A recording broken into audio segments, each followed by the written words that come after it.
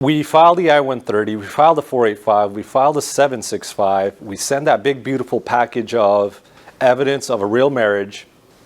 So let's just go through the scenario real quick on a marriage case. So the application's filed.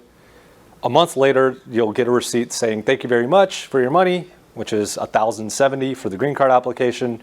Let's set you up for fingerprints. You go in for fingerprints, they take a picture, they'll do a background check on you. And most of the time you'll get a work permit, that EAD card that DACA clients get. And you could use that for a social security number and all these other benefits. But after the filing, after the fingerprinting, after you get your work permit, you get the interview. You get the interview at USCIS at the federal building. So you walk in the federal building, it's like TSA security, it's federal building. You go into a room just like this. There's other nervous couples waiting to get interviewed, and the officer will call the name. The petitioner and beneficiary will walk into the officer's room. It's just a small little office. They'll swear in the husband and wife, or if you're a same-sex couple, that's based on DOMA, that's something you'll see too. Swear you in. Do you promise to tell the truth, the whole truth, and nothing but the truth? Yes. Okay, very good. Have a seat. So the officer will say, okay, beneficiary, the immigrant, what's her name? What's her address? What's her mom's name? What's her dad's name? How did you get here? Okay, very good. Are you part of any communist group? No. Are you part of any terrorist group? No. Have you ever been convicted of a crime? No. Prostitution? No. Okay, very good. Good. Immigrant, sign here. Okay, thanks. So guys, how'd you meet? And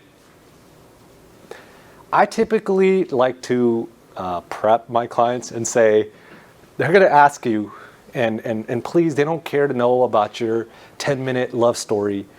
In 1 minute, explain how you met. Whether it was online, at a bar, whatever, they want to see how you met. And if you documented the marriage properly, that's it. It stops there. Not to sell any immigration law services, but the people that do it on their own, they walk into these things blind. And even if it's a real marriage, they're going to ask a bunch of questions, So wife, tell me, does husband have any tattoos on his body? Oh, he does. Okay, where is it? And they might ask you to show the arm. So what'd you guys do on Christmas? And they'll usually ask, and they'll try to match your answers, but they don't get too much into those questions, but it's a 15 to 20 minute interview usually on a marriage. They'll say, thank you very much. We'll let you know the decision. You either get a green card or you get the second fraud interview. And if it's the second fraud interview, it's under video surveillance, and we'll talk about that in a second. But they're looking for red flags in that first interview. And what are the red flags? They're going to see, okay, well, the wife is Christian, and the husband now is a Muslim. And it sounds weird, but difference in religions, differences in cultures. If you're a 20-year-old and you married a 60-year-old man, they take a look at the age, in the difference in ages. They look at how quickly you married. So in your scenario, somebody comes in on a visitor visa from Canada, for example, and then they marry in 30 days.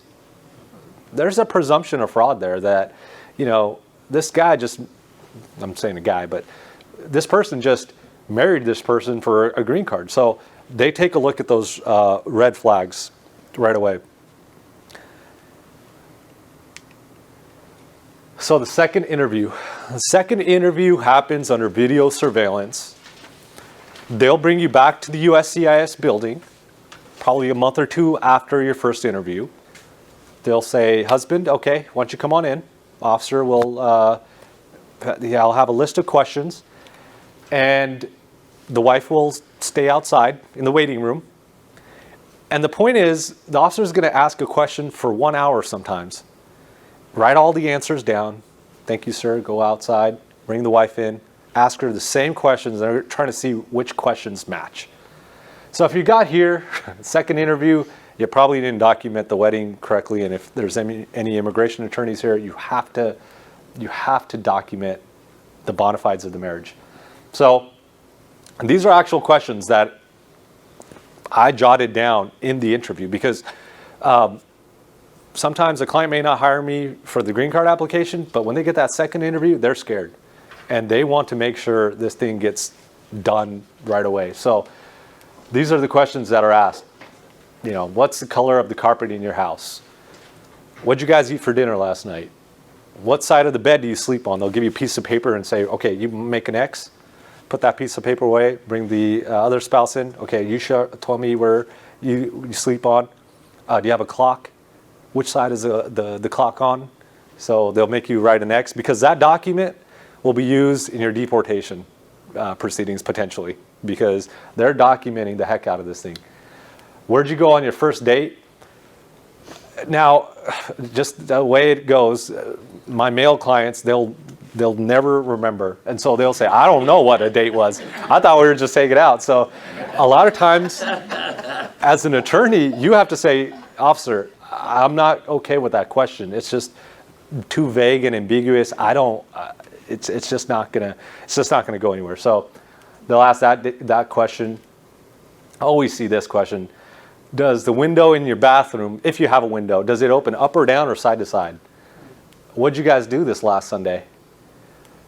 These two questions have actually been asked, and it was very uncomfortable. It was asked to a very conservative Muslim lady client of mine who, in their culture, they're not talking about the form of contraception or the last time you had sex. And I almost lost my cool. And to me, it's a privacy issue. I don't care.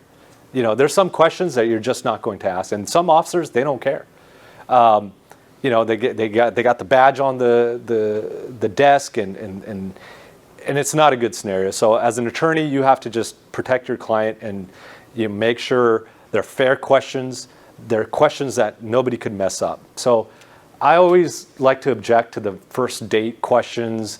Any personal questions like when's the last time you had sex, that's out of bounds, and I just don't let that happen.